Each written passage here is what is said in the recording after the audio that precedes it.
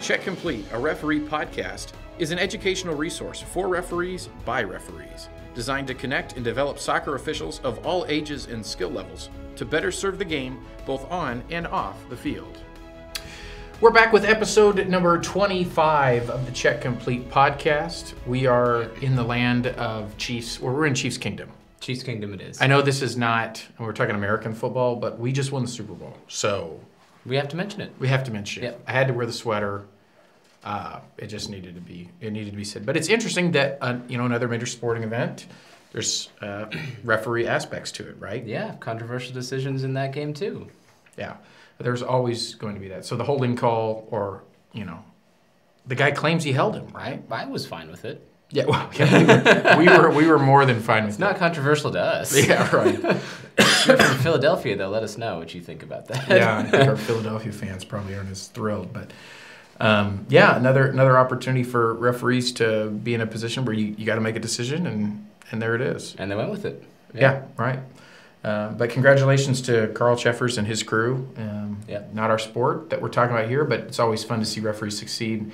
That's obviously a huge appointment. Huge game. To be able to officiate. I can't imagine what that experience was like for them. But congratulations to that crew on doing a good job in that game, and a good reward for their whole season of a whole body of work per se. So, well, on this week we are action packed. We've got a lot of content, and we're super excited for what we have to bring your way. So we have had a phenomenal series. Coffee with Christina. Christina Kremer has been with us to talk through the mental health and mental aspects, the sports performance side of things. She works a lot with athletes and coaches as they work to be the best they can be in the mental performance aspect. And as I mentioned many episodes ago when we were introducing this, she and I connected, and I thought, oh my goodness, this is the same thing as what we deal with as officials, just a slightly different role, right? So she came on for several different segments with us, and today we wrap up with Mental Toughness with her on that. Mm-hmm.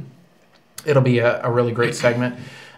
We continue to we've tagged her in all of our posts. If you're interested in reaching out to her, she'd be more than happy to connect with you and to talk through something that she's extremely passionate about, and can be a resource for you in your local area.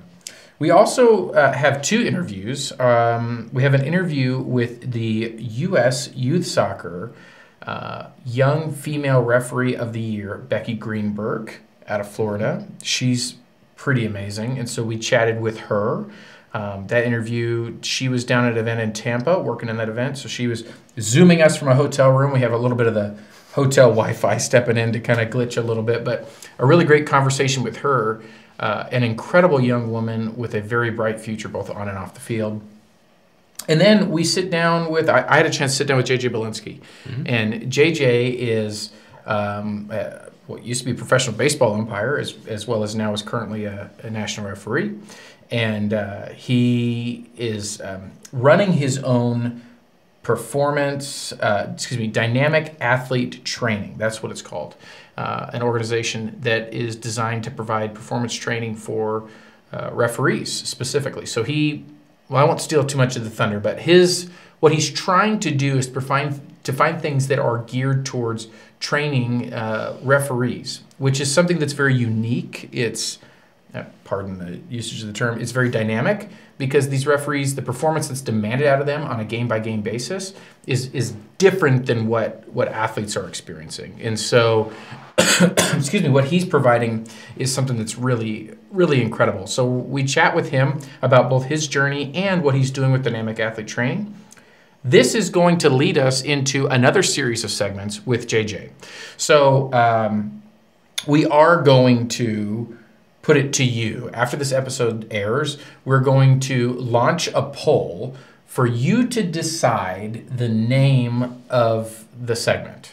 Okay, so we had Coffee with Christina. That kind of rolled off the tongue. Christina and I both liked coffee. It worked. JJ and I, unfortunately, everything's going to have to be over Zoom because he lives in Orlando. And we live in like the Orlando of the Midwest, right? That's what Kansas City's known as, right? It is now. It is now. Yeah. That's not a thing. Can be. It will be. So we need to figure out what we're going to call this segment, and we need your help to do that. Yeah. We're not creative. We need you guys to help us. We need you. We need you to do that. Yeah. Desperately. Desperately. So look for that. We need your help with that. So yeah, that's what we've got today. We've got a lot going on. Yeah. As far as engagement is concerned, we did reach out to you. There was, referee nerds like us. It caught our eye. There was a referee that used a red card that was in the shape of a circle. Yeah. Right? So what's the background? Yeah, that was an FA Cup match between Wrexham and Sheffield United about a month ago. Not quite a month ago whenever you're watching this. But yeah, the referee pulled out a circular red card and was immediately trending on all kinds of social media. And we caught wind of it. And we put a poll up on Twitter, Instagram, Facebook, and asked, which do you prefer, the circle red card or the normal rectangular red card?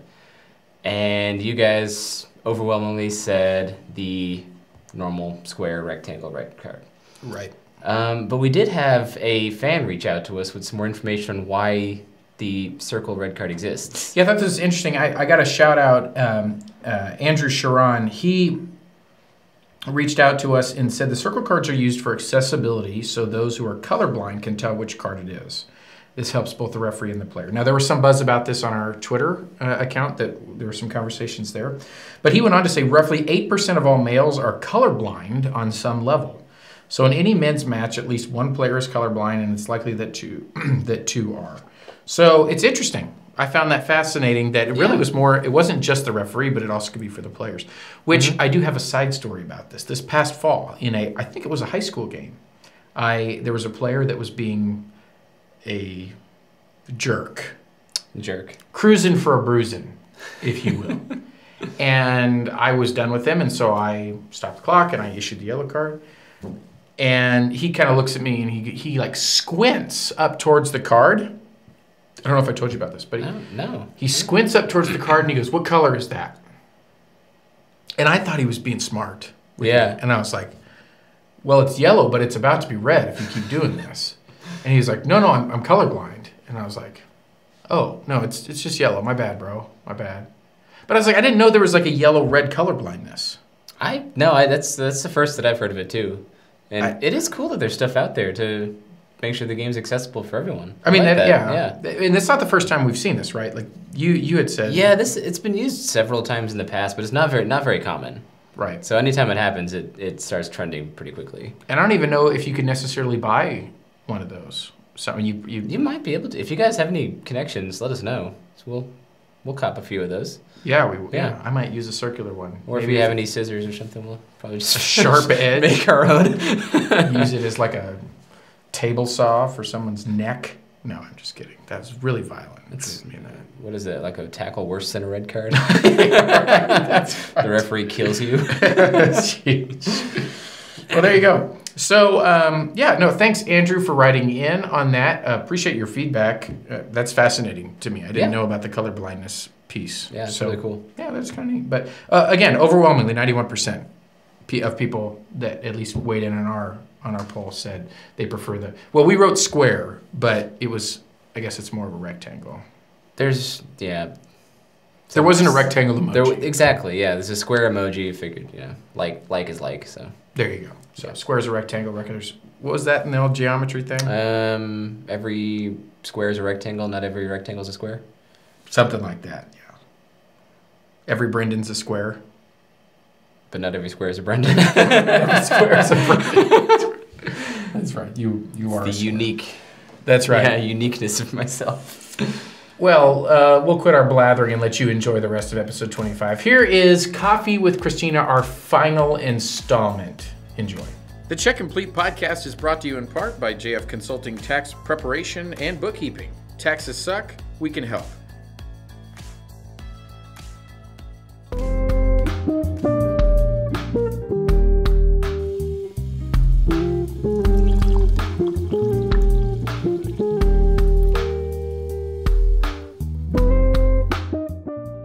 Back again with another segment, and unfortunately this is our last planned segment, but we'll change clothes next time. We'll change clothes for our next group of segments. No, we will have you back and stay connected with the podcast, and we'll also We've done this as the week's gone on, but we'll publish your information so people can get a hold of you and that kind of thing.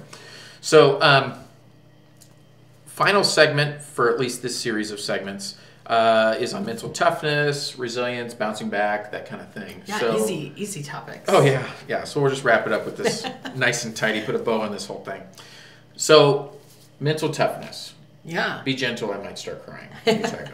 No. So, I think one of the most important things is your typical old school version of mental toughness has been scientifically proven to be wrong. Right. And so, toughing it out, running till you puke, that focus in athletics is, some people stay in it not because they're tough, but because they have no other option, right? Yeah, right. Some people leave it not because they're weak, but because they know it's not worth it. And so there's a harder gauge in toughness when you're just doing the physical side of things, right? That doesn't show the mental fortitude of someone that can stay in hard things longer term. So we talked about it last week, but there is also a level of ownership within what you do, which builds on resilience and mental toughness of, do you have a say in what's going on? So having, it's called an autonomy supportive environment. In athletics, you see that when there's a shared leadership inside of a program. So maybe not just one captain, but there's input from younger athletes, or they have a leadership core to where coaches aren't just, you do this because I say so.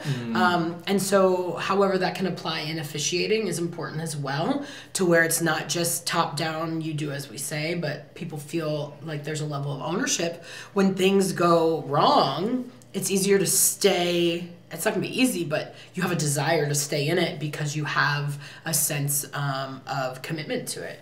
Right. And so that piece is part of the mental toughness, is the commitment side, the control. Like, are you doing things that are within your control? Have you been given a sense of control, or is it all being dictated for you, right? So that's that second piece. But to me, one of the most important parts of mental toughness is confidence. If you are not confident in what you do, you're not going to hang in there when it's tough, because you're going to assume it's probably not going to go well. So why stay in there just to fail, or just to face more hardship? Whereas if you're confident, if you've done the training, if you talk to yourself in a nice way, if you move on from errors, and you've put in all of these mental skills, you can have the confidence in knowing that this situation, one, is not permanent. Two, it's probably not near as catastrophic as I think it's going to be. And three, it's not going to define me even if it is. Right. And so those pieces are just so critical in as simple as a huge match, right? Or facing something serious in your life outside of sport. Right. Mental toughness is built upon doing the work ahead of time, and then if you are prepared for the moment, being confident in it, and if you're not prepared, being confident that you can learn throughout the process. Yeah. Holy shnikes. Okay, so to go back to shared ownership, commitment, that kind of thing. As I think about that tangibly, I think about a couple things. One, as we start to see officials, as they start to work some years of officiating, inviting them into mentoring opportunities, into teaching opportunities, even if it's, you're not unleashing them to a class of 40 people to teach an entry-level clinic, but maybe it's something where, like, you can, even if it's just shadowing someone or being alongside someone in a mentoring opportunity, I think about that. But I also think about, now it's gone.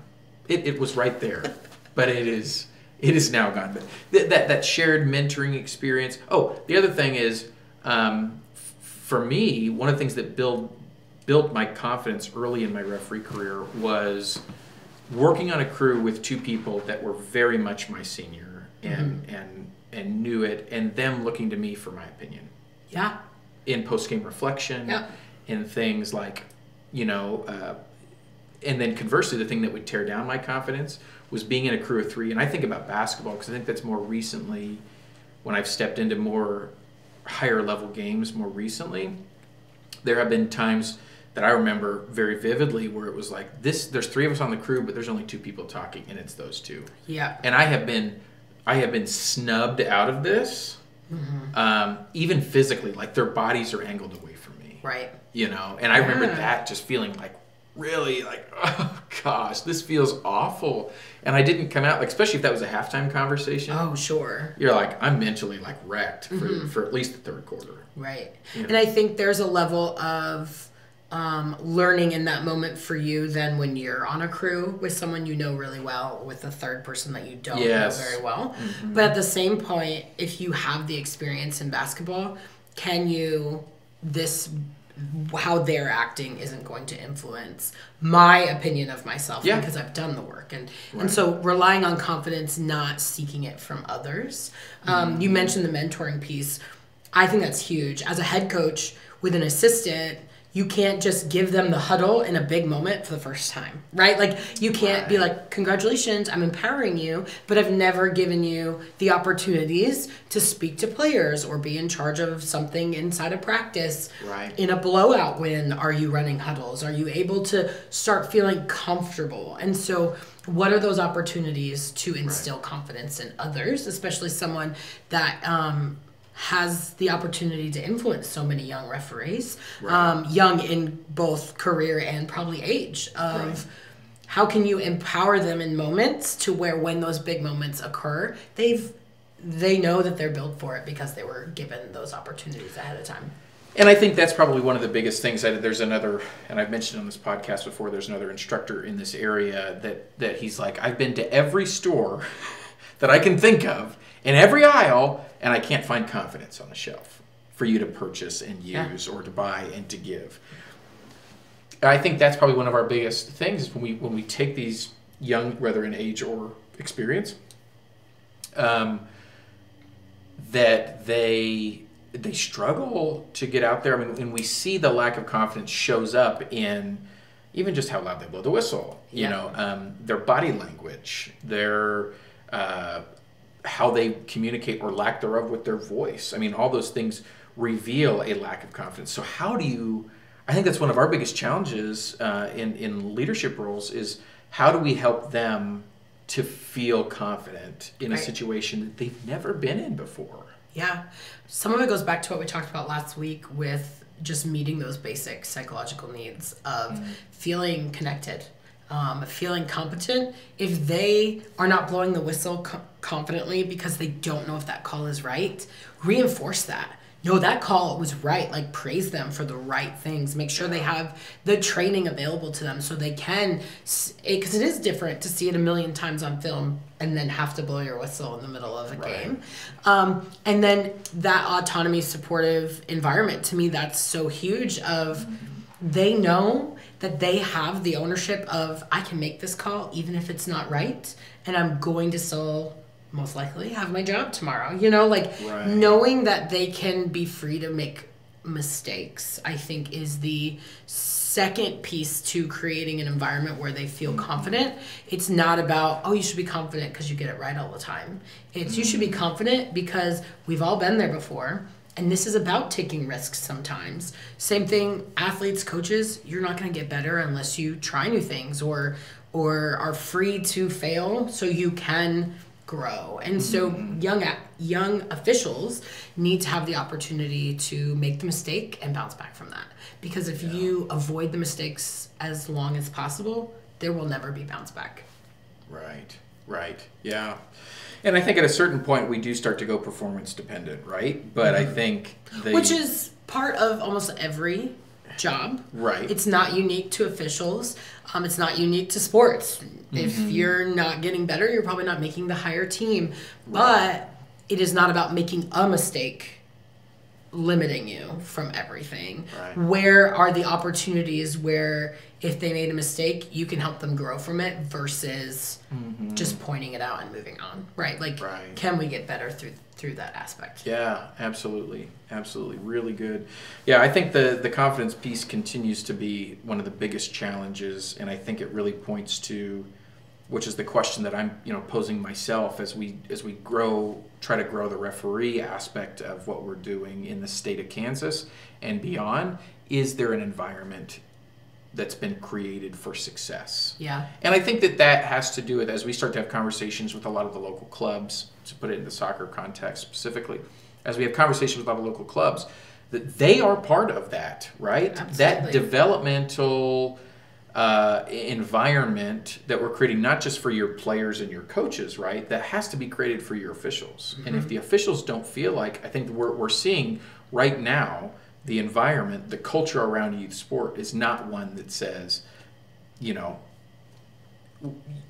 we're instilling you with confidence. We're giving you the space to make a mistake and not like that's not there. Well, and like you said, I think it was week 1 of if someone misses a ball when they're kicking, right, at a U9 level, it's all right. Like, you can do it next time you miss a call. There's no, obviously to one level, no one's expecting them to cheer you on and encourage you. But at the same time, no one's even giving you a moment to recover, right?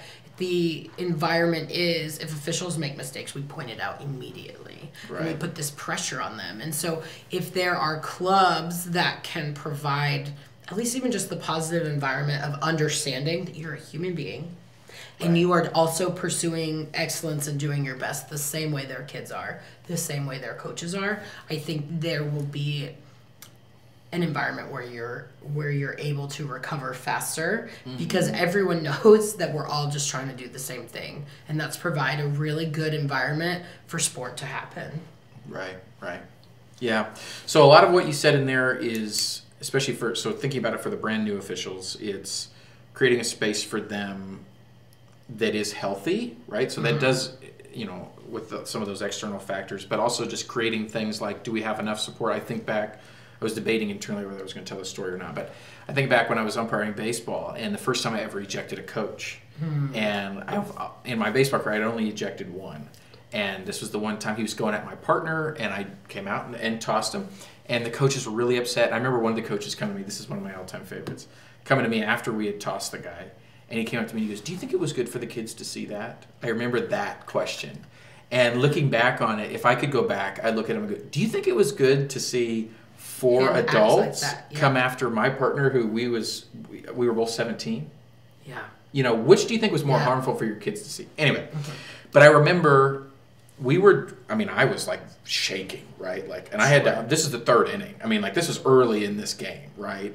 And so I remember going back and telling some of the parents that were seated from the other team, I said, "Hey, there's a guy with a red hat," that was our supervisor, that's somewhere in this complex amongst you. I said, "Can you go get him and bring him here?" And so they did. He came over and I said, "Hey," and I'm like shaking still, it was probably half inning later. And I remember he goes, "Okay, what happened?" He goes, and I remember him validating me. Yep. And then I remember him going over in between innings and corralling those coaches. And I could hear him just verbally undressing them for how they treated us. And, of course, it helped that this guy was a sheriff in the, that kind of thing, his day job. But but I remember, and then after the game, as soon as the game ended, him waiting for us and walking us to our car and all that. Like, that layer of support created for me a level of, okay, that was not fun to have to deal with an ejection. But it created a level of confidence for the next time if something happens. I survived. There's support from the league. There's all this kind of stuff. That's really important. Yeah, and I think that is a basic. Just don't leave them out to dry on their own. Right. But internally, you do have to. Going back to a few weeks ago, who are you?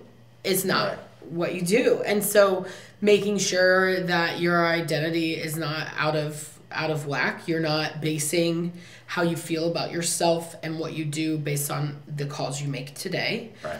And from there, putting in the work. I don't ever want to shy away from, it's not just mental skills. You have to be good at what you do in order to be confident in doing it. And so can you rely on your training in hard moments? I tell my players all the time, when everything is going bad, what can you rely on at the end of the day? And for some, it might be a specific skill that they've been trained to do because you'll fall to the level of your training when things aren't going well. And so as an official, it's going to be the same thing. And maybe for you, it's creating that space for them here in Kansas to be trained.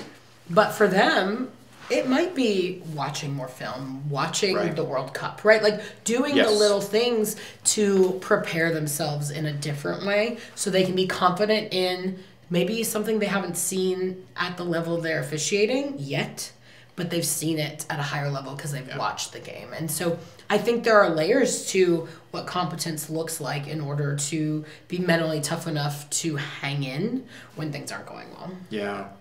Well, that really, yeah. I think, and you can criticize the powers that be that they haven't provided you enough training. I mean, Right. I look at the state of Kansas and I think, man, we can be doing, we do some, but I think you could always be doing more. And so I think about that. But there's things that are within your control, like your fitness. Yep. Like there's no one that's limiting, like you don't have to get permission to open a rule book or the law book. The laws of the game are there. We have an app, in a Laws of the Game app that the IFAB puts out. There's no one that's limiting the amount of time you spend in the law book. There's no one that's limiting the amount of time you're watching games. You might be able to watch your games, but if you can watch your games, I remember that we would have huddle access for our officials, and I could go back and You can see who watches. you can see who watches and how long they watch, right? Yeah. And so it's like you wanted a better schedule, but you didn't get onto Huddle once, right? You didn't engage with any of our online clips through our RefQuest program. You didn't engage you didn't show up to any of our monthly meetings. You know, there's a ton of stuff that you can do all on your own. Yep. And if you focus on that kind of stuff, I know for me, like if I feel really confident, like I spent a bunch of time in the law book and I know like almost any situation I'm gonna be able to sort through, that's a level of confidence, right? Yep, absolutely. Or the physical piece, I know for me, that's been one of my things in my story is trying to do a better job of that, because a lack of confidence is if I get to the 70th minute, I'm gassed. Right. And I can't make it 20 more minutes. Mm-hmm. That's going to hit your confidence. Whereas, you know what? No, I feel really good and I'm going to make it all 90. Yeah. So I don't even have to worry about the Right. fitness piece. I can focus on the things that are not controlled. within Yeah, myself. and those pieces then affect those other mental skills we talked about too. Right. Like if you're not in shape, not only are you probably not going to be able to hang in there, like think of the most resilient or mentally tough athletes, they're not out of shape, right? Like they're Right. in those big moments at the end, but at the same time, their attention span can shift to what they need to because they're not so busy focusing on how gassed they are, or they're not talking to themselves about how gassed they are. Right. And so it hits on everything, that physical piece. Right. Your mental skills can't be primed if physically you are kind of just putting that on the back burner at the same time. Yeah. Really good stuff. All right, idiots. If that messed with you, if that phrase, me saying that, then run it back and watch this again because it shouldn't impact you, right? That's You're not mentally tough. that I do not condone that. Sorry. I went rogue there. We're referring him out. Yeah, yes, we are. It's not enough medication out there. Coffee with Christina. This has been a wonderful several Thanks segments. for having me. This has been awesome. So, like I said, we'll continue to pump her information for you guys to reach out to her if you have any questions or things. But hopefully, this has been beneficial for you. The conversation has been beneficial for me. But take some time to continue to unpack this. We'll revisit some of these concepts. But this has been really, really awesome. So, thanks for your time. Yeah, thank you so much. Cheers. Let's get another clinking. The Check Complete podcast is brought to you in part by JF Consulting Tax Preparation and Bookkeeping. Taxes suck, we can help. I am excited to virtually sit down with Becky Greenberg. Becky, you are, well, I'm excited to chat with you. How are you? I'm doing well. How are you? I'm good.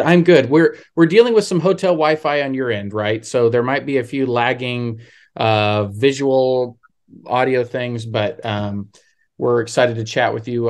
Thanks for coming on to the podcast. It's exciting to hear another referee's story and journey as you continue to grow and develop and explore a lot of opportunities that are opening up for you. So a little bit in your background, I'll give a little bit and then you can expand as we dig into some of your story. But so you're out of Daytona, Florida. You're in school in Orlando. And you're obviously a referee. We're actually Zooming with you right now. You're down at an event in Tampa. Is that correct? Yes, I'm down at the U14 National League event for the girls this weekend. Awesome. So you're hard at work. down there, and you were the 2022 U.S. Youth Soccer Young National Female Referee of the Year. So let me be another one to congratulate you on that. That's awesome. Well done. Thank you. I appreciate that. And I appreciate you having me on the podcast too. Yeah, no, this is super exciting to hear your story and to learn a little bit more about you. So let's dive into that as far as kind of the humble beginnings, if you will. How did you get started in refereeing, and what did that look like? Okay, so I started at 12 when I was playing, and we kind of just had the same refs on all of our little local games. And my dad kind of threw it at me, hey, you should start reffing if you're interested. And I kind of started talking to the refs that just always did my games, and they really encouraged me. And I kind of just signed up, and I didn't really know where I was going at the time, kind of just use it as a thing on the side for money. And then it turned into something a lot bigger than that. Yeah, absolutely. So you played, you don't currently still play, do you? No, I don't. Okay. But how long was your playing career? It was about 5-6 years. I started when I was 10, and then I probably stopped when I was 16 to kind of referee more. Oh, okay. So. Very good. So you understood the game from a player standpoint. Yes. And do you find that is something that's beneficial for you as an official? Absolutely. Yeah. I played goalkeeper, so I feel like being a goalkeeper helped me read the game a little bit better on the field as an official as well. Absolutely. That's why we get along so well. I was a goalkeeper too. So very good. Yeah, that definitely, and you're able to see the field and get a feel for it that way, which is awesome. Okay. So you got started kind of that general, like that might be interesting. You talked to some of your officials that were working your games, which I think that if I can make an aside for all of us that work, to never underestimate the power of just having those side conversations when they are available. I know sometimes that's like heated moments and we don't get those moments, but I know for me, when I work high school games, especially, or even you just go, hey, have you thought about refereeing? You know, never know how impactful those conversations can actually be. So that's really cool. I hope we all remember that. So you are refereeing, and then it was just kind of the side gig, making some money, doing all that stuff, buying. This is an interesting question. One of our previous podcast guests, what was the first referee paycheck? What did that go towards for you? What were you into? Is it like some sort of a CD? No, you're too CDs. It was probably a song on iTunes. Okay. On my little phone. There it is. Okay, I dated myself a little bit with a CD reference, I suppose. But okay, there you go. We won't ask you what song that was. You probably can't remember, or it might be embarrassing. I don't know. But anyway, so as you started to get more, let me back up slightly. What was it that then in your mind bumped you into being like, wait, I could actually do a little bit more with this? I guess just like motivation from others. The other people that I met that I was kind of I started doing more high level games, ECNL and stuff from a young age. And I was like, hey, I really want to do this. And then the other people that I met kind of encouraged me and said, like, you can make this happen. And that really helped me kind of move from playing to more officiating. Yeah. I would say. Yeah. So to have people in your corner to recognize that kind of stuff, I'm sure there were, and even just someone to be able to assign you those games, right? That believed in you enough to put you into those situations. Yeah, definitely. Yeah. Okay. So, continuing to kind of climb the ladder per se, before we kind of figure out where you're at and what goals look like, I'm curious about life off the field. So you're in college. Talk about that for us. Yeah. So right now I'm in college. I'm a junior. I graduate next spring, May of 2024. And it's only my second semester because I graduated high school with an associate's degree. Wow. Nice. So it's very, thank you. I appreciate a lot of my classes right now that are very important before I graduate. But I'm very lucky because they only meet 5 times a semester. So I'm taking advantage of that right now as an official, and I'm still able to travel and go to events, which I'm really grateful for. So right now I do have an internship at State Farm when I'm back home. So for the summer and stuff, I work there. And then this summer, I'm really looking forward to working because I'm working on getting my insurance license right now. So then I'm going to start selling insurance off the field and see how that goes. Yeah. Well, and then there's a lot of I'm taking a stab here to say there's probably some flexibility in that line of work that allows you to referee. Yes, definitely. I got the job when I was in high school, so my boss understands and she's really, really flexible, which is nice. And she's offered me to work remote and things like that if I need to. Wow, that's great. So can I envision like some Becky from State Farm commercials down the road, I do perhaps? that a lot actually, but maybe. Yes, well, that would be, I mean, that's great. And if that does happen, I will need a small cut for that idea. But anyway, so that is really cool to have that opportunity. Is that something you sought out on your own? Was there someone that pushed you into that? How did that, I mean, I'm just curious. I know this doesn't pertain to refereeing, but how did that opportunity come up? Yeah, so I was in an academy at my high school. It's called the Academy of Finance, and they taught us very basic business skills. And then at the end of the year, they actually do like a career fair just for that finance academy. And so that lady was there. I interviewed with her, and then she happened to be my boss. And I've been working there for like 2 years now. So wow. So what's your degree? What will be is a bachelor's degree that you'll come out with? yes, a bachelor's in business management. Business. Okay. Gotcha. So that there'll be open doors. I mean, it sounds like this is going to be a great opportunity, but if you get into that more and more and more, you're like, well, I'd like to explore some other options. That seems like a flexible degree to allow you to do some other opportunities too. Yes, definitely. And that's kind of why I picked it, because off the field, I really don't know what I want to do professionally. Sure. And so I kind of picked a very broad major that would allow me to work a diverse amount of jobs and different things. Yeah, absolutely. Absolutely. Well, I know there's a lot of people in your shoes or will be in your shoes, young folks that have really found success as a referee and going, okay, what do I do outside of this? Because probably can't make ends meet completely with refereeing. So what can I do outside of this as a professional side of things? So really neat opportunity for you. That's exciting. So as you continue to develop as a referee, maybe you can talk about where you're at with that, and then we can launch into some goal stuff. So where do you find yourself right now? You have you won a really great award, which is a testament to not only your hard work and the skills that you have, but also the promise that they see in you as you continue to develop. So kind of where are you at in your journey, and what is that going to look like in the next few years? Yeah, so right now I'm a grassroots. Like I said, I certified in 2017, and I'm looking to upgrade this year to get my regional. So I'll have it in 2024. I started traveling as soon as I turned 18 last September. So I've been to a couple different events. I'm planning on going to more throughout the summer, hopefully, and then into the fall. This past season was my first college season. So that was a lot of fun, had a great time. And then I'm hoping to become a FIFA one day. I feel like that's kind of everyone's end goal. But yeah, that's kind of where I'm at.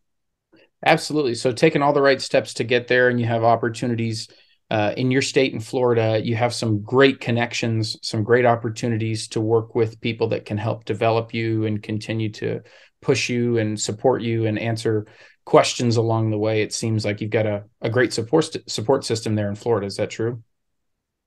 Yes, definitely. I have a main mentor, Alex Politter.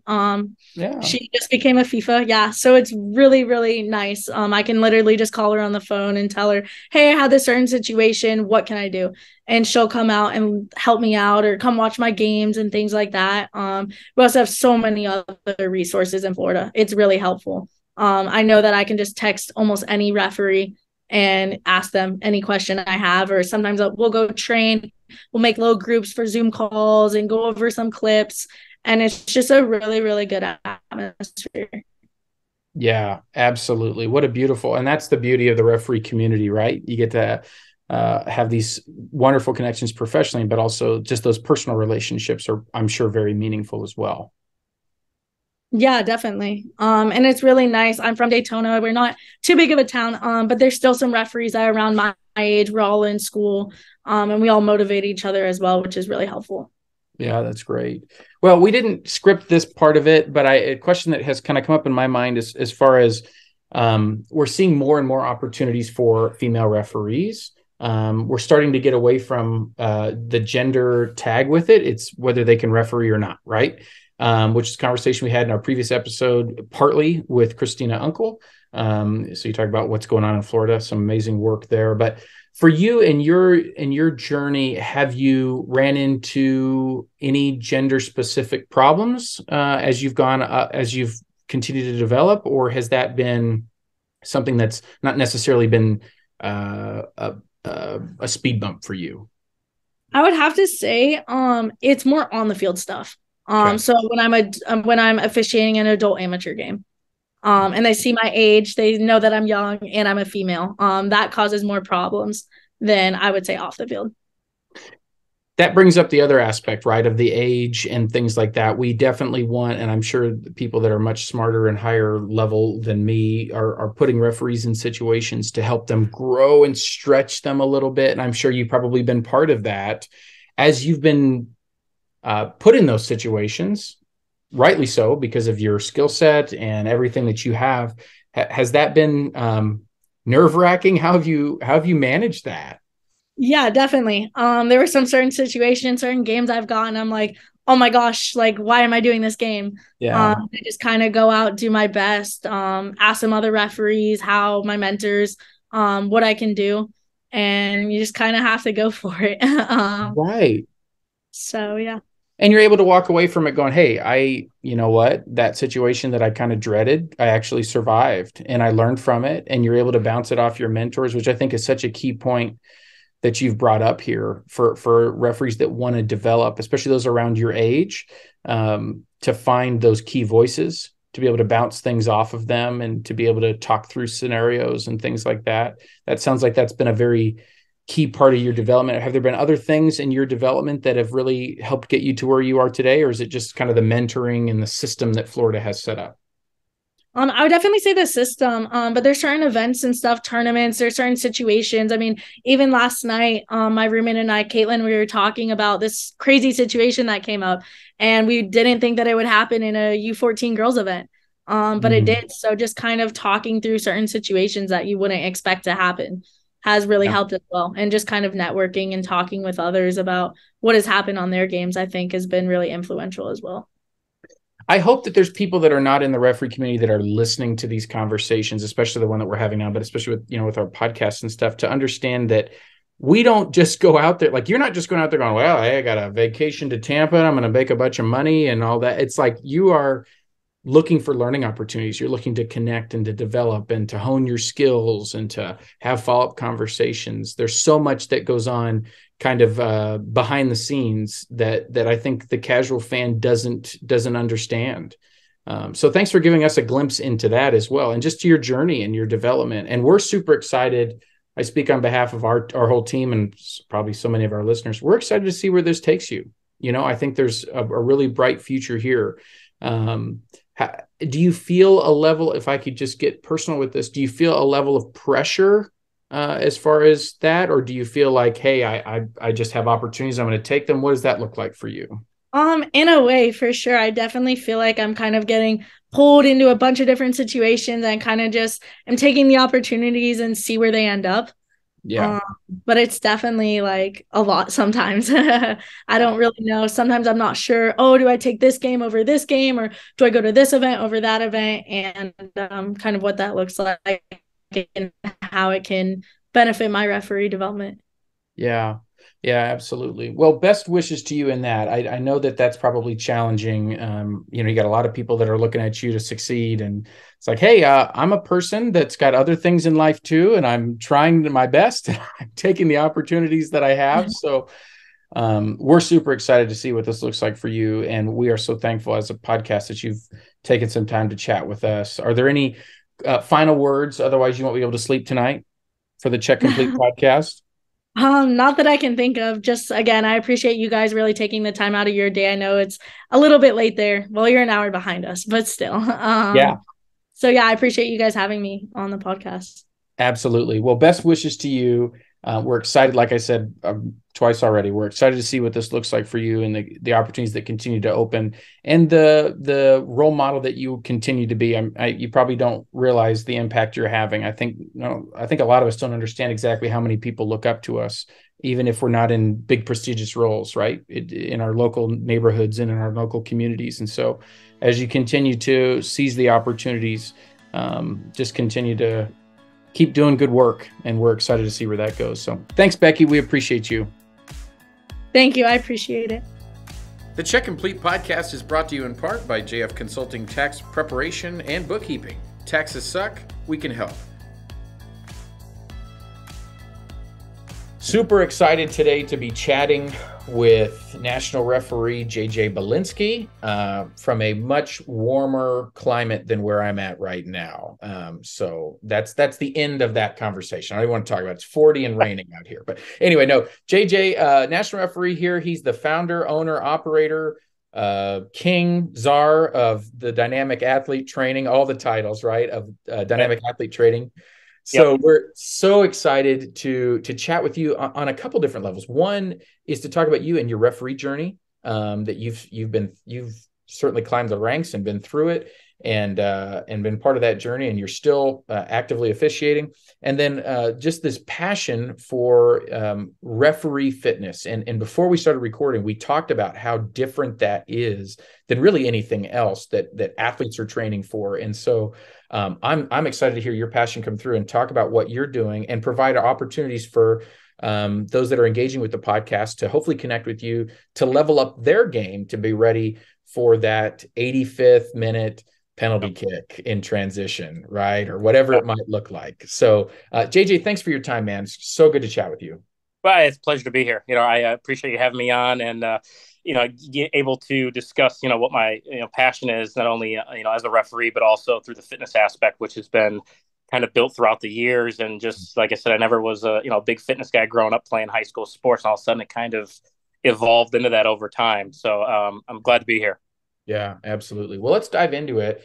And let's hear a little bit about the very beginnings of JJ the referee. How and why?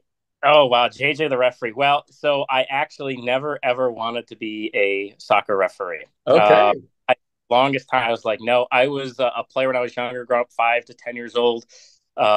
And I kind of got away from it for a while because I was a big baseball guy, and I always wanted to play baseball. And I was, so I actually started umpiring baseball and softball when I was about 13, 14. And then I got through high school and then played through high school soccer and did all that, played club, and then realized, I think I like soccer a little bit more. And sure enough, I ended up getting into soccer, played up, high school, college, played a little bit of NPSL, PDL, all that good stuff. Mm-hmm. And when I got done playing, when I realized I was only going to reach the highest level possible, that's when I started getting into officiating. I started doing some college coaching as a junior college coach. And then that same year I got into high school officiating. And then the next year got into college and also USSF. So I basically kind of went a little backwards into it. Most people start doing USSF and did it from that aspect. And then when I kind of got into that aspect of it, I took a step back because when I got through coaching and through refereeing just a little bit, I was like, I really want to I always umpired baseball on the side as well. I did both for a long time, for about, probably 6 or 7 years. I did both. And I went to professional umpire school, which not a lot of people know. Made it through pro umpire school, and I worked minor league baseball for about 4 or 5 years or so. So I was a minor league umpire, trying to make it as a major league baseball umpire. And then once I got out of doing that, I put the pedal to the metal and kind of pushed my way, got back into USSF. And I said, I'm going to do this. I'm going to go gung-ho at it, and I want to be a national referee, and that's what I want. I want to get after it. So I kind of shifted gears as I got a little older. I think I was 27, I think, when I made that decision to kind of go down and really start focusing more on that and just soccer. And that kind of took me an elevator. I was in, I'd say upstate New York, but it was south of Buffalo. Panama, New York is where I grew up. Shout out to all those Panamanians up there. Here you go. Yeah, all 4 of them really are excited to hear about that. So yeah, as most people know, it's a small little blip on the radar, but grew up in a very small town. And my goal was try to get the highest level, be a referee and be a national and, do that. And that was kind of what I've done. And then in 2016, I moved to Florida to kind of pursue the dream a little bit more, a little further, to kind of really be able to train all year round and do what I needed to do to kind of get to that next level. Interesting. So just to go back to the baseball side of things, I dabbled in some baseball myself, just for a few years, never anything outside of youth baseball. But so what levels in the minor leagues were you working? So I ended up working. I worked the Gulf Coast League. It's been restructured since the time since I've been out now. But I worked the Gulf Coast League, which is a rookie ball league. I worked the New York Penn League, which is a short season single A, and then I worked the low season A, which was I worked in the Midwest League, and then I worked in the Advanced A in the Carolina League. Wow. So, and that is a freaking grind. I've heard that of is. Yep. 100%. Golly, I remember NYSOA doing a thing during the shutdown when they interviewed, was it Dan Iasonia and forget who else they had on there that on the baseball side. I think Chris Penso was interviewing them in his coffee fireplace thing. And they were talking about, I had no idea about just being on the road because you were that's a 2-person crew, right? Yeah. So up until when you get to Double A, they went to 3, and then Triple A going like 3 or 4. But it's a 2-man crew in single A baseball. Wow, that's great. Well, that's a separate podcast episode right there. That fascinates me like crazy. So anyway, so late 20s, make this transition, put your head down and let's grind and get there. So I know there's a lot of people that watch and engage with the podcast that are figuring out how to navigate the grind of the referee portion. We'll talk about the grind on the fitness side of things when we get more into that discussion. But as far as what did that grind look like for you? What was good, bad, ugly? What was successful? As a referee, that grind, the big thing was, I was working a lot of games. Before I moved, I'd work a lot of high school and a lot of college games, but every game I wanted to try to work on something. And then I'd have, in upstate New York, it gets really cold. So we actually transitioned to indoor. We do there was the YMCA league that I used to do. And that would be, so you're going from the fall season, summer, fall, and then you even go to winter. Reffing probably 4 or 5 nights a week. It's obviously much smaller indoors, but you still got to stay focused. So I think, having that dynamic kind of helped prepare me for even stuff later on when I got back to outdoor, because the game got a little slower. Indoor is so fast and it's such a different game.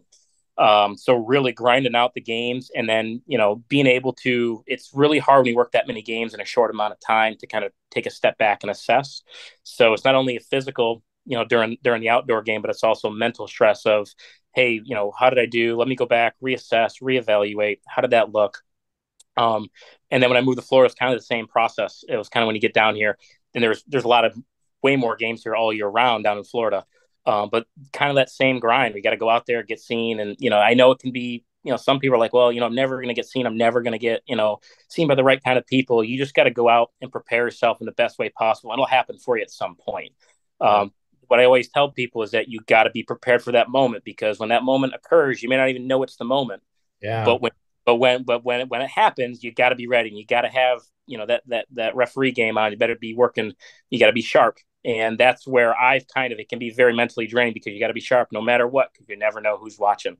And fortunately for me, it was kind of like that same thing. It just happened where I got seen at the right time. I was working my butt off, and that's how I ended up getting identified. So yeah.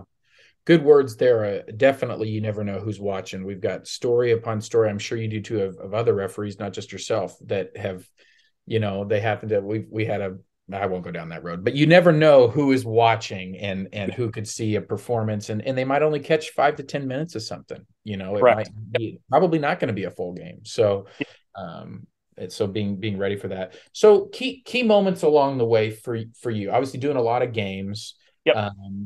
Making sure that you're known kind of for your work ethic and what you're doing on the field and the effort that's being put in.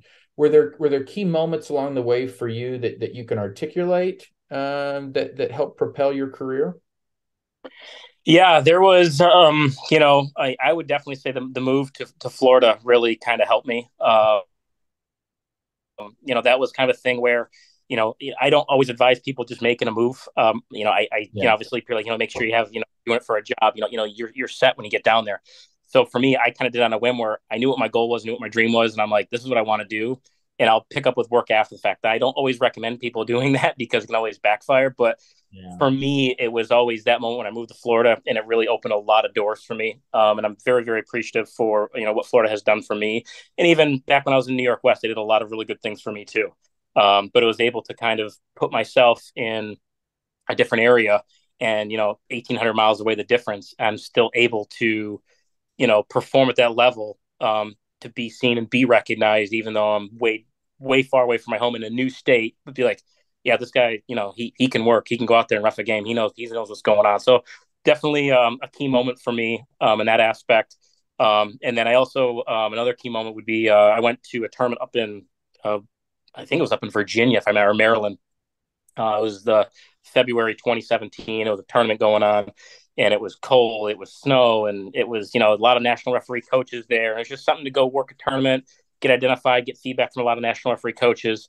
And I remember the last game, I really hadn't been seen, by a lot of coaches at that time. And I had an 8 a.m. game, and but the teams weren't even there yet. It was like half hour before, I even been 45, I think about 45 minutes before. No one's there, but I'm like, you know what? I got to go. It's cold. It's like 35. It's, cold snow, maybe some drizzly rain. I'm going to go warm up and do my thing. And, it probably wasn't even until 15 minutes before the kick that anyone really showed up. And I was out there warming up, doing my thing. And I just knew that I was going to go out, work my hardest that I possibly could. And sure enough, so there was a lot of national referee coaches that saw me, and they said they liked what they saw. And that was kind of another big key indicator for me, and a big moment for me, because I was able to basically take all those years of training and pushing and all that just for that one moment at an 8 a.m. game where some people are like, oh, it's 8 a.m., it's cold, I don't want to be here kind of thing. I just said, you know what? I'm going to go out there, I'm going to warm up just how I do every game.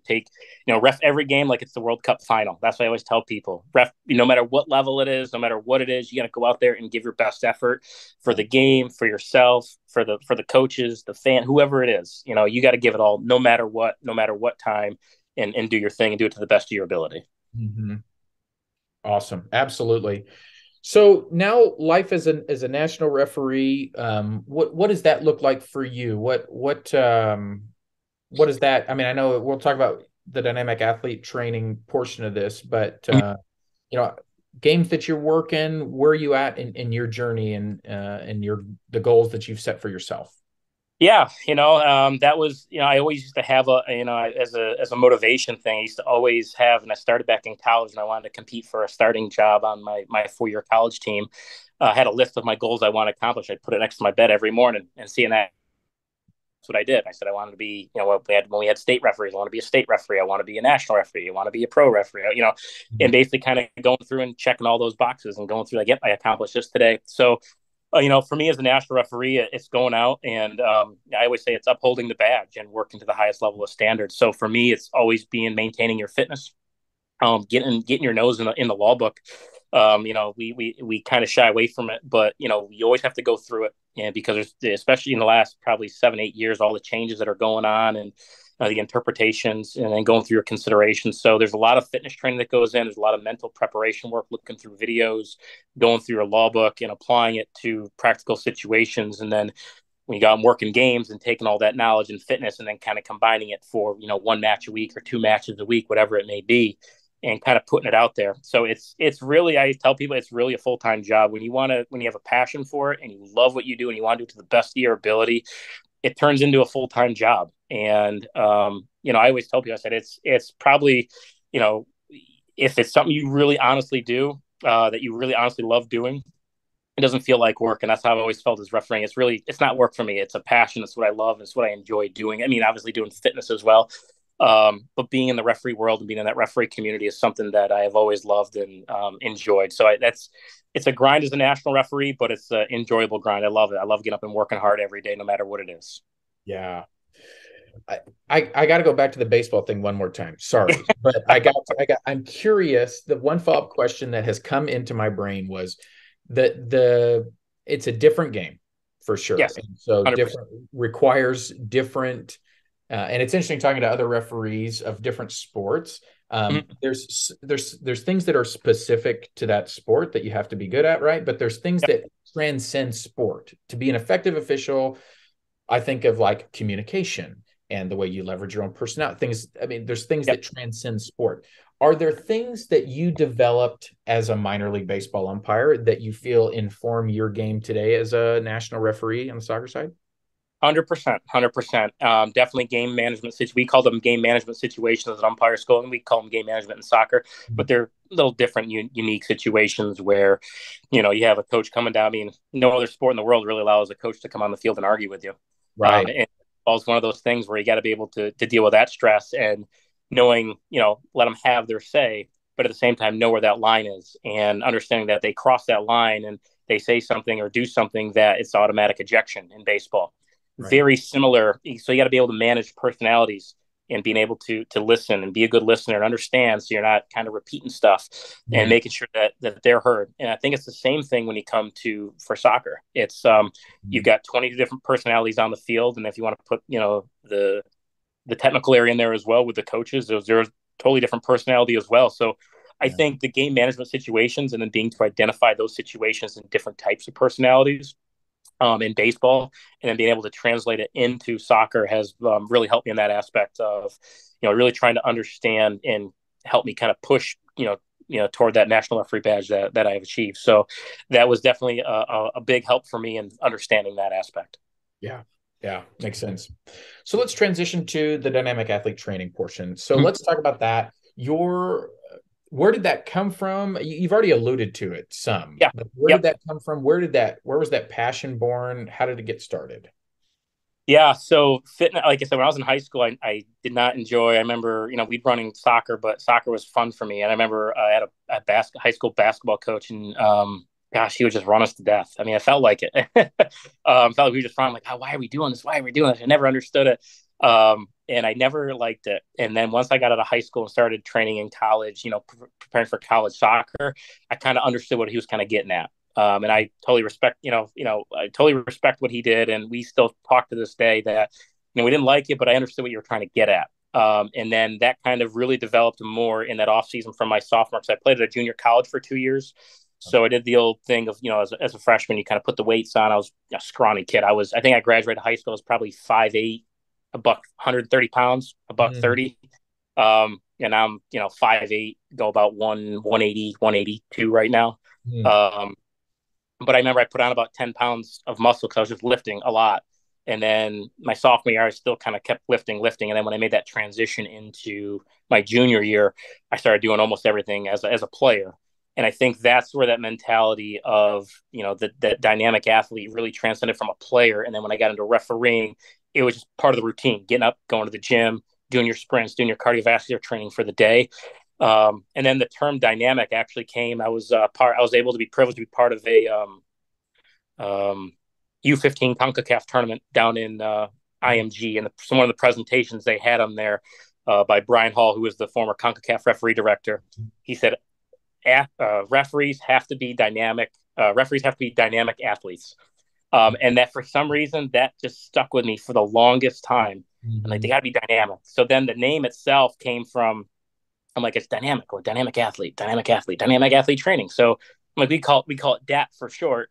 And I'm like, okay, so we'll call it dynamic athlete training. I go, it sounds good. And then kind of delve more into that. And that's kind of how it just came about. It was just kind of my passion for fitness. And I'm like, I really need to be, doing something with the referees and, combining the two and, what's out there. So kind of, understanding that referees are dynamic athletes, and then kind of meshing the two together with, my passion for fitness kind of brought it all together at once.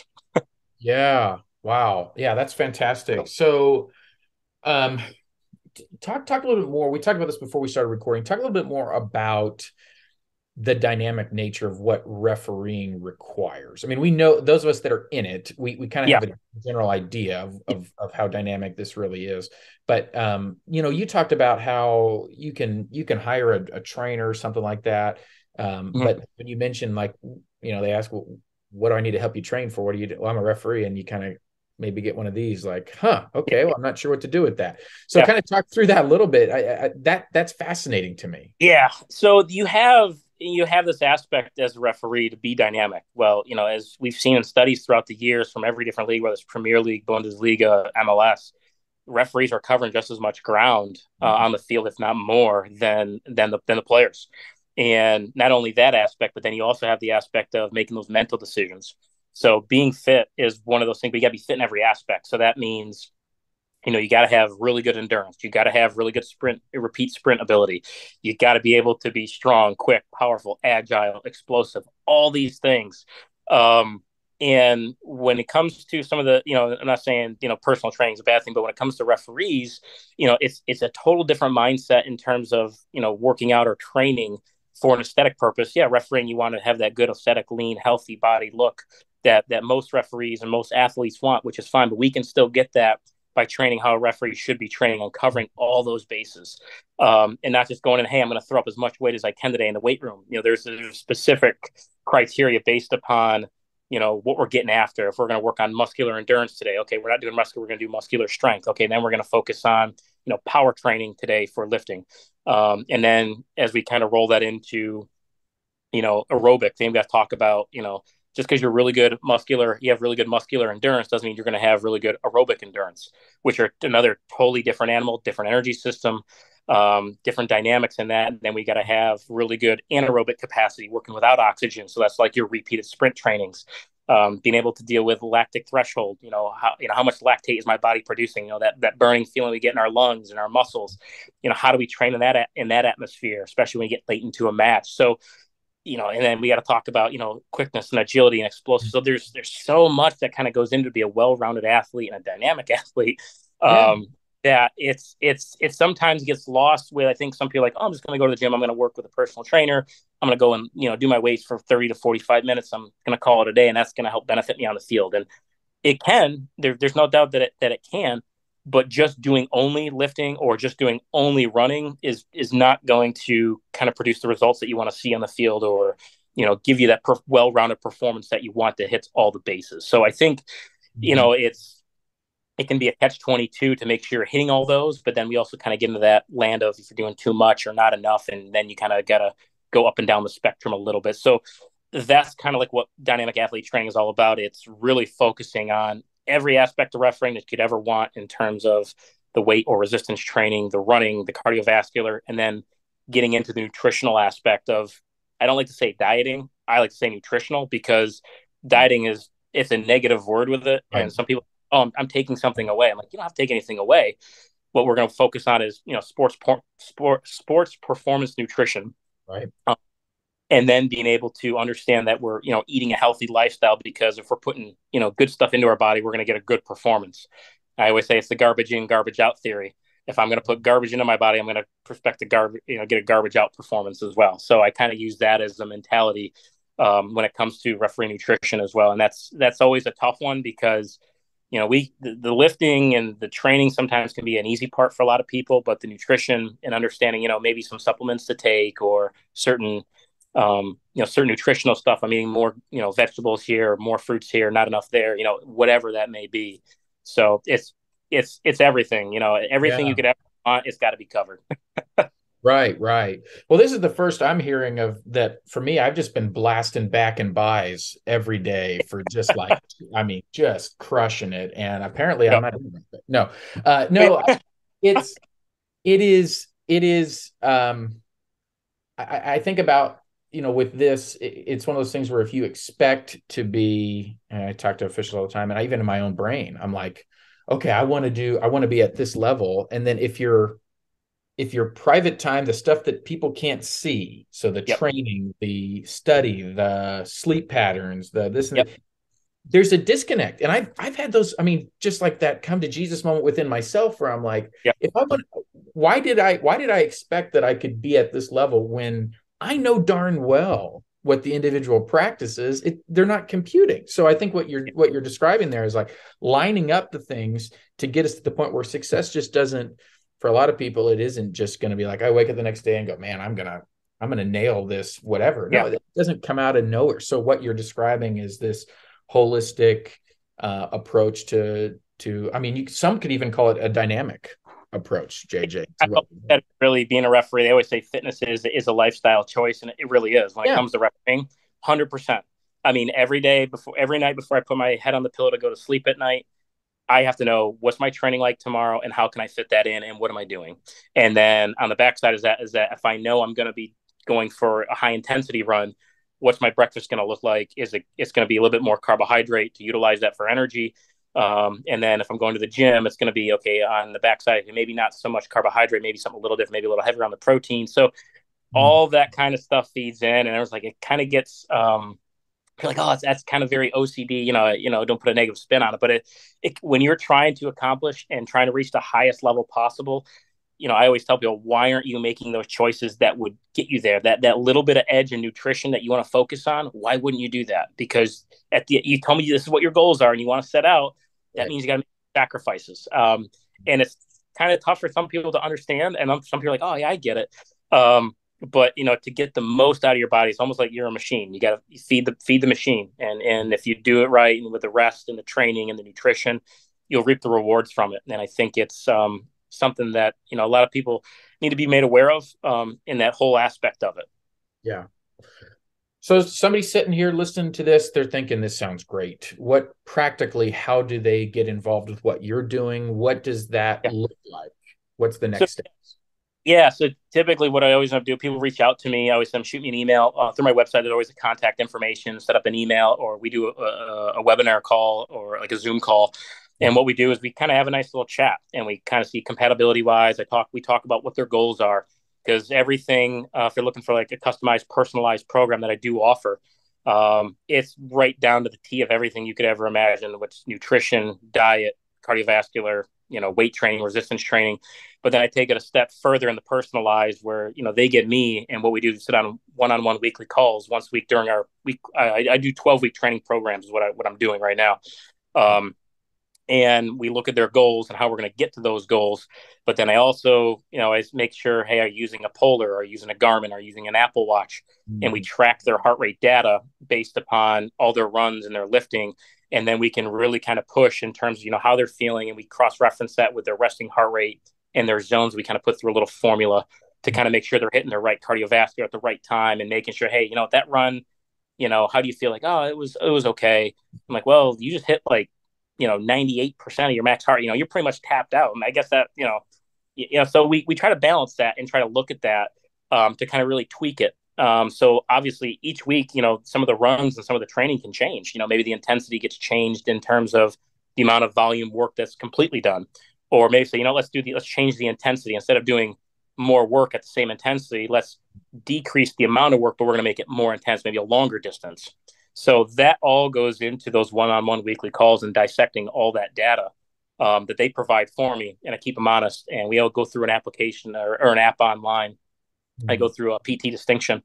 So everything is right to the phone. They see it in the morning when they wake up and they know exactly what they're doing for the day. So that's setting up the call. And then we kind of go from there in terms of what they're looking for and what they want to accomplish. And then doing that is kind of how we get started. And we'll share everything in our, if you're watching this on YouTube, we'll put all that in the description of the video. That way you can reach out to JJ if you're really intrigued in this. We'll put all that on our social media channels as well to connect with him. We're going to continue some conversations to talk about this. And there's a lot of things that you guys are up to, a lot of really cool stuff. And we're going to see more and more of you, not just with what we're promoting through the podcast, but even just some other levels of things that you're doing to provide opportunities for referees to level up and to get that edge and to be able to make a better decision when the time needs it during those games and things. So we'll share all that information out. That way folks can connect with you, JJ, and they can begin that conversation, see what works for them and see how they can fit that into their goals and what they're trying to do. So is there anything else as far as whether referee journey or dynamic athlete training or anything else that if you don't get to say it on the Check Complete podcast, you're not gonna be able to sleep tonight? I've always said it this way. Part of dynamic athlete training is, we have a little saying that we have. It's as a referee or whether you're training with us, is always every time I always, when I do a post or reach out to my clients, is always say, be fearless, be relentless, and always train with heart. Those are the three core things to always be mindful of. Go after your goals fearlessly, keep pursuing them relentlessly, and no matter what you got to do it with heart. So that's kind of like my sign off. I love that. That's beautiful. That's beautiful.